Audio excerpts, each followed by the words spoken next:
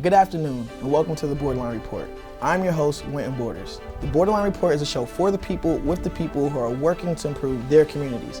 A place to discuss a wide range of topics, issues, and hear directly from individuals working to create change in communities across the state of Connecticut. Today, we'll sit down with some dynamic guests and have discussions surrounding trauma experienced by young people and how restorative practices may be the best remedy for them. I look forward to you guys engaging in the conversation with us. Let's get started.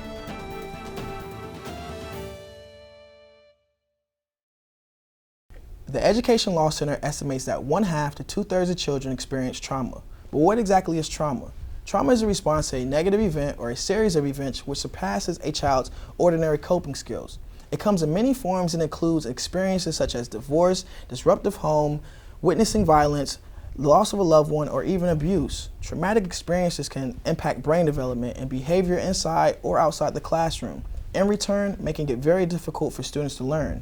If not addressed, childhood traumatic stress could result in further decisions that may eventually cause more trauma. For example, trauma may lead to psychological damage, which could lead to behavior issues and then punishment, adding to more trauma. That is where restorative practices come into play, a process that attempts to shift the thinking away from punishment and focus on the harm caused by individuals and holding them accountable for repairing that harm caused. Restorative practices take time, but they look to ask questions like, what is the harm done? Who has been harmed, and how can we repair? Restorative practices in schools are seen by some as just the newest fad in education in the criminal justice system, while others see it as the only logical decision to create an overall stronger society. Let's start a conversation around trauma and restorative practices with our guests who have experience and knowledge on the topic.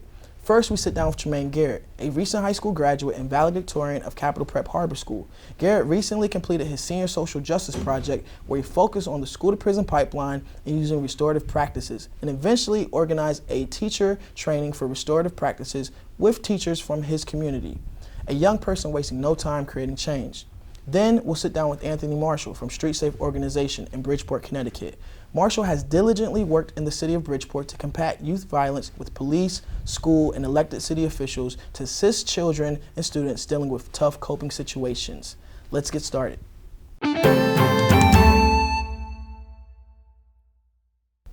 And ladies and gentlemen, we're back with Capital Prep Harbor graduate Tremaine Garrett. And Tremaine, thank you for coming out. Thank you for having me. I appreciate you coming in. It's my understanding that you just graduated high school. Yes, sir. You were the valedictorian, and you have a full ride. Is that correct?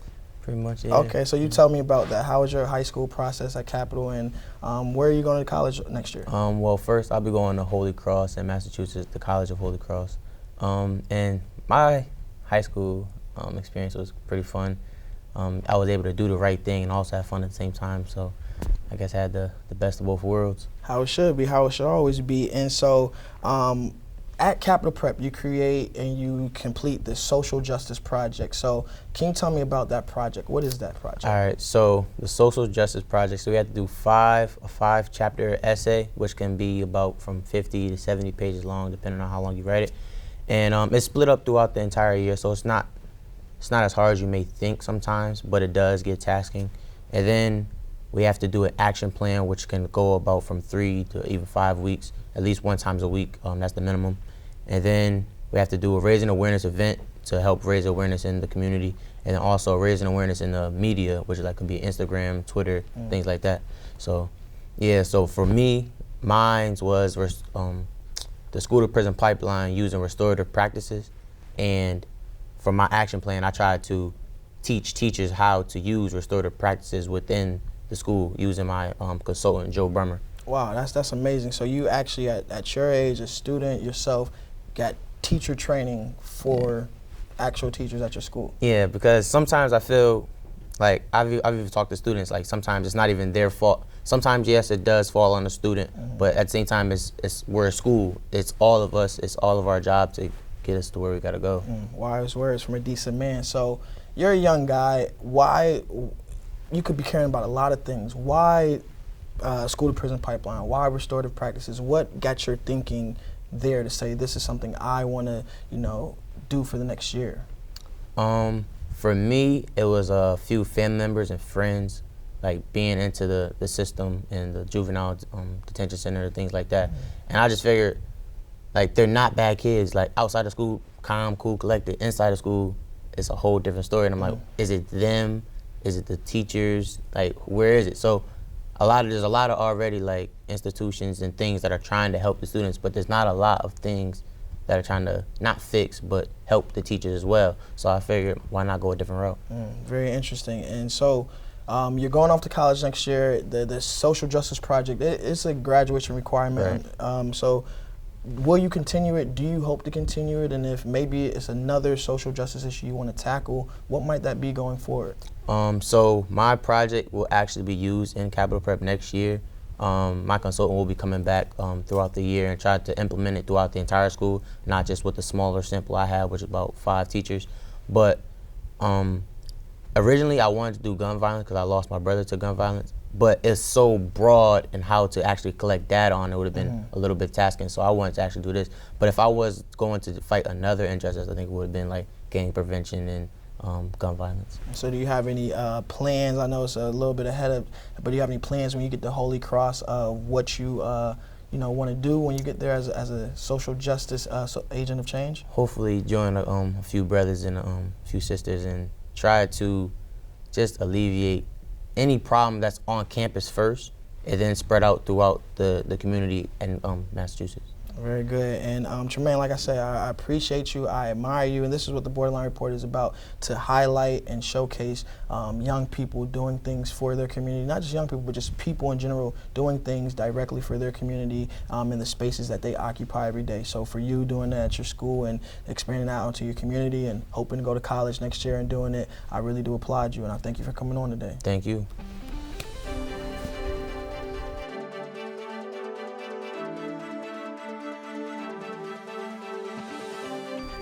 And we're back at the Borderline Report, and now we have another dynamic guest here with us today, Anthony Marshall, who works with Street Safe organization in Bridgeport and is also the CEO of Peace in the Streets, also known as PITS. Anthony, I thank you for stopping by and being with us today. Thank you for having me. Of course. Like I said, the Borderline Report is a place to highlight and show people doing great things in their community. And when I heard about your work right away, I was like, this is somebody I want to connect with and continue to have a conversation with, because you just seem like a person with a lot of knowledge that people need to hear. So can we just begin with what's your role with Street Safe? And then you said you're also the CEO of PITS. So what do you essentially do? So I am I'm an outreach worker for Street Safe Bridgeport, and that's a non-law enforcement organization that deals with the gangs and the groups here in the city of Bridgeport.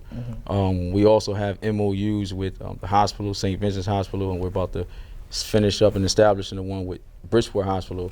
With those MOUs, anytime there's a shooting or a stabbing, and it's from the ages of 14 to 24, they contact us. We go there, and sometimes we have to identify the body by ourselves, or we have to identify the body with the parent, or while the person is still alive, I'll go in there, speak with him or her, and find out, what's the situation, to see if I can somewhat try to mediate and ice the beef. I'm also into the schools. We're into the schools. I do mentoring groups and programs in the schools. I advocate for those in court. They be released to Street Safe Bridgeport under my custody. I also have a contract. We have contracts with DCF, Child Guidance, Boys and Girls Village, and also with juvenile probation, of course, federal probation, and adult probation. So at all levels. So we're at all levels. We're at all levels. So what leads you to do this kind of work? Because a lot of people will sit by and see the issues in the community, but what leads you to actually get hands on? Because you just named at every level where you touch. So basically, not to get too deep into my story, but it stems back from the beginning of my criminal existence, if you want to call it. So what happened was, upon being in prison, my first 5 years of prison, I wasn't on the mindset of change, but after a while, I got on the mindset of change. I did 14 and a half years in prison. So while in prison, I was able to speak to a few older gentlemen that gave me some wisdom. And with that being said, I was able to come to the conclusion that I needed to change my life. There was something that was said to me, an older guy, he said to me, he asked me the question of, do I love he asked me, did I have any children? I said, yes. He said, you have family? I said, yes, my mother, my children, so on and so forth. And he said, do you love them? I said, of course I do. And he said, well, you know, in prison we're not wanting to disrespect anybody, but I want to say to you that I don't agree that you love them. Now, you know, I had a little attitude. What are you talking about? I don't love my. He said, just listen. You know, he said, listen, young blood. You know how the older guys talk. He said, listen, young blood. So I listened to him. I gave him the opportunity to speak. And he said, anyone who loves someone or something would never put themselves in a position to be taken away. And when he said that to me, he had me stuck. And I actually went back. You couldn't do it in front of nobody. So I went back to my cell and thought about it and actually shed some tears. And, you know, him waking me up, not realizing, like, okay, if I really love my daughter, if I really love my family, I'm not going to do things. So after that, I just was it's like I had an epiphany, if you want to call it. I was like, listen, I need to change. So I had an opportunity. I had light at the end of the tunnel. I didn't have life in prison, even though I was facing the death penalty and life in prison for one trial and facing 35 years for the other trial. I ended up with 25 and then fought for a certain amount of years, ended up doing 14 and a half years. But in doing so, while in there, I decided that I needed change. And when I came home, this stuff was already, you know, you had the Kenny Jacksons, you had the Lyle Jones, you had the Fred Hodges and Daeed McKnight. You had them already out here doing the same work that I'm doing.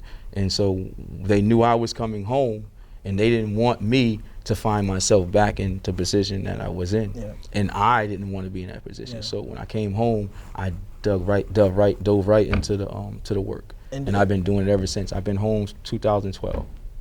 Since 2012, 7 years. And do you find it hard because you yourself been through so much to almost not put yourself back into traumatic experiences, but to work around those issues and trauma and see certain things? Do you find it hard to be back there in another way now? Even though it's hard. It's very hard. Actually, I take counseling. I do counseling. I do counseling. I go to counseling actually every Wednesday.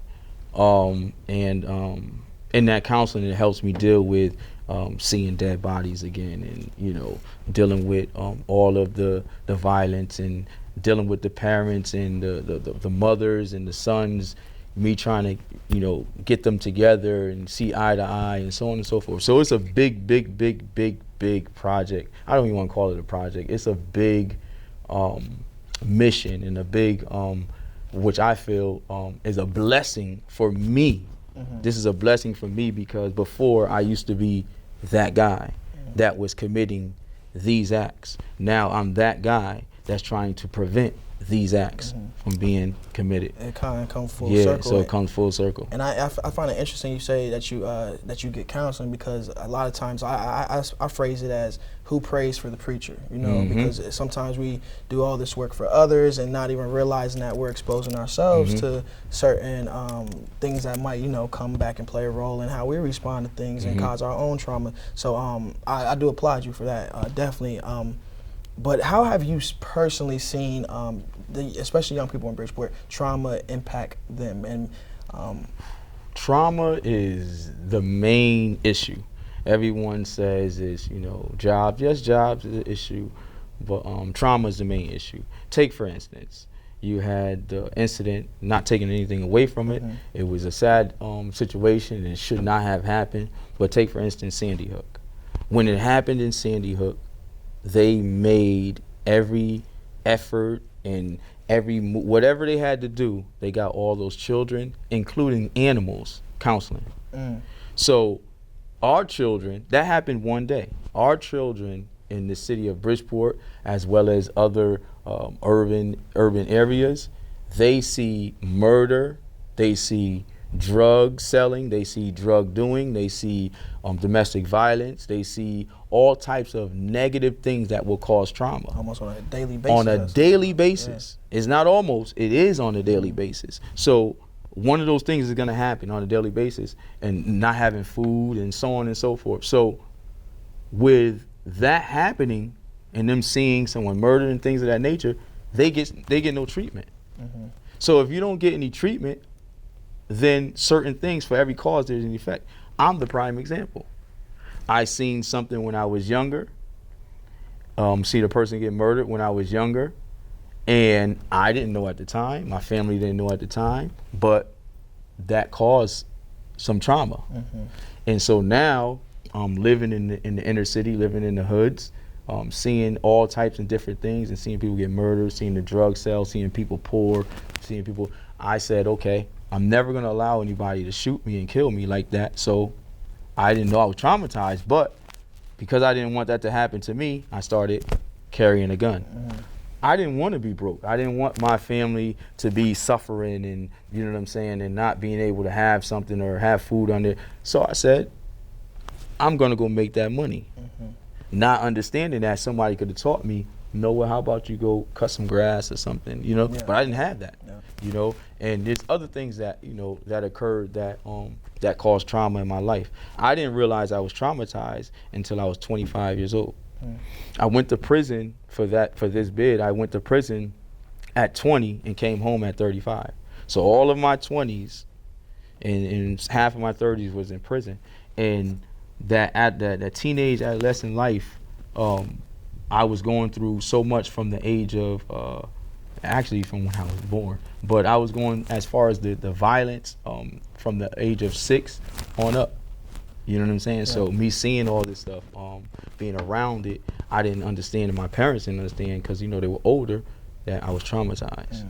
So I never got. So it is very, very important. That's what's going on with our youth today in the city of Bridgeport. They're seeing their boys and their sisters and their brothers being murdered, not only by their own counterparts as far as, you know, the young men and young women, but they're also seeing them being murdered by the police. So when you have both entities happening and these kids are seeing it, one's supposed to be for protection, but, you know, it's not. But, you know, they seeing these things and they're not having anybody to speak to them and talk to them about it. They're going to react in the only way they know how, and that's on impulse. And that's what they're doing now.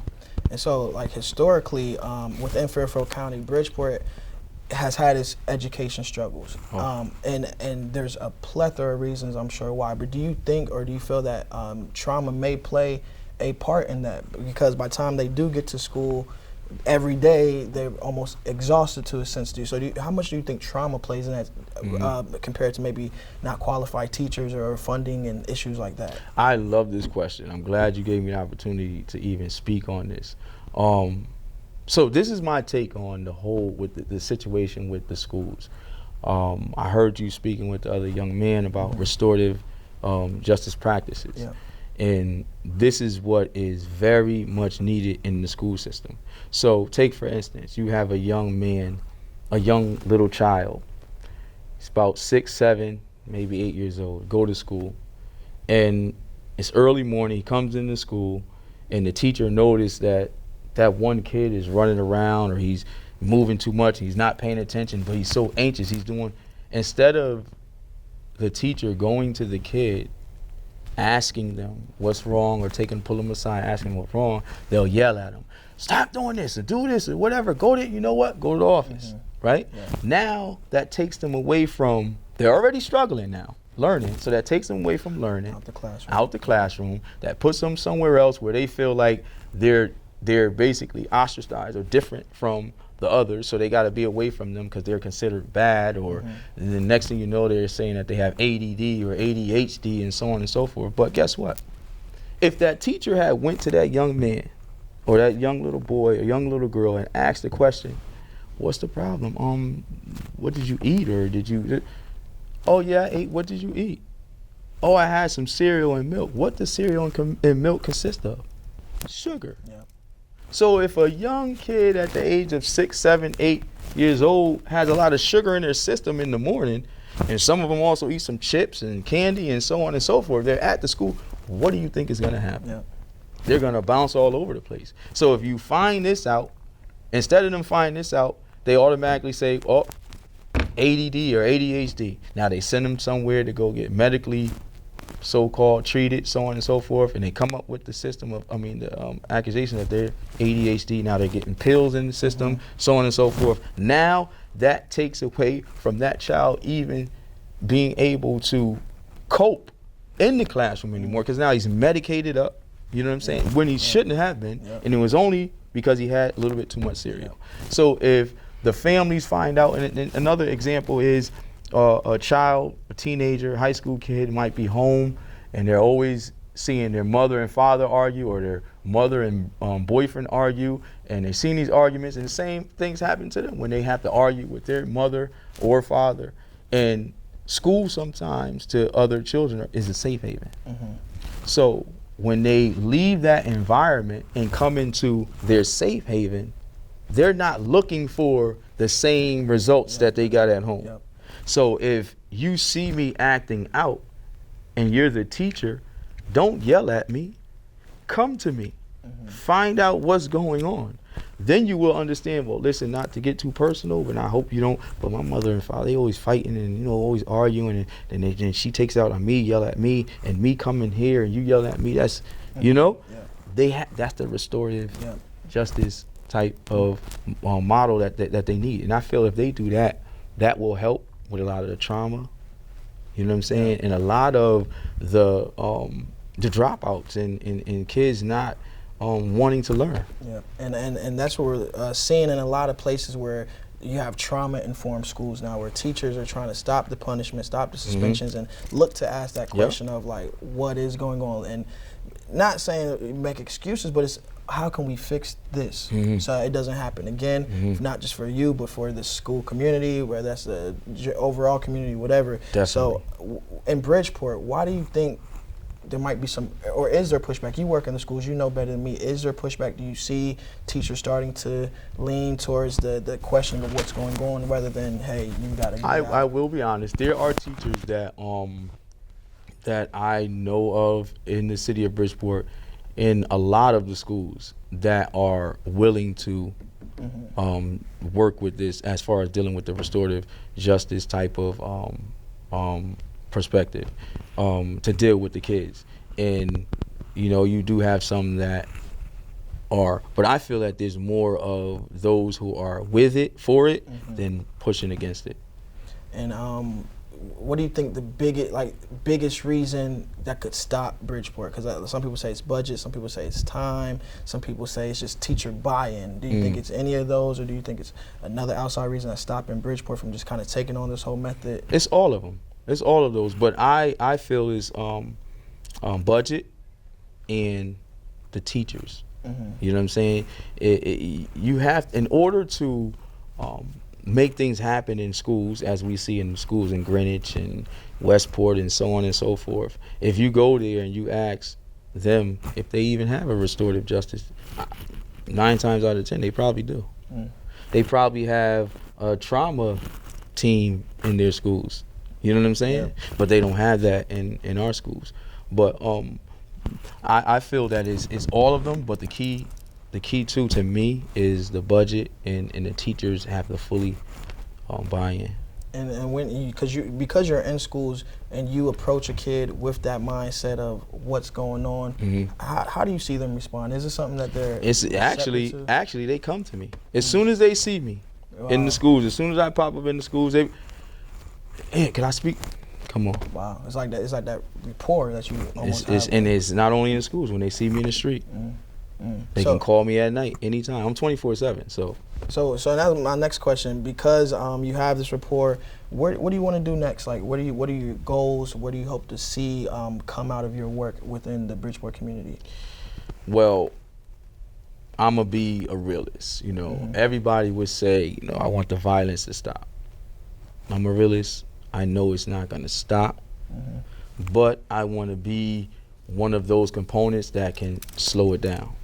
You know, slow it down, even if it's only no homicides and it's some shootings, you know, and then next year we'll work on very little shootings. You understand what I'm saying? But I know that it's not gonna stop. But that's my main focus. I'm gonna be honest with you, because I have a few pictures on me now of young men that were dear to me, that passed away, that was murdered in the streets, and they're actually from opposite sides of town. I did it on purpose like that. I do it on purpose like that, to show that I don't only just deal with one group, I deal with all of the youth in the city of Bridgeport. And my goal, as you said, is not just for Bridgeport. I'm national. That's why I also have pits, so because I go out and I do a lot of public speaking and whatever it is that I can contribute not only to Bridgeport but to the other surrounding cities and states in the United States, and helping stop or slow down some of this violence. That's what I'm about. Yeah. You know what I'm saying? That's what I'm about, because I lived the life. I understand what it is to live the life. I understand what the youth are going through, what they're thinking. You understand? That's why it's easier for me to deal with them.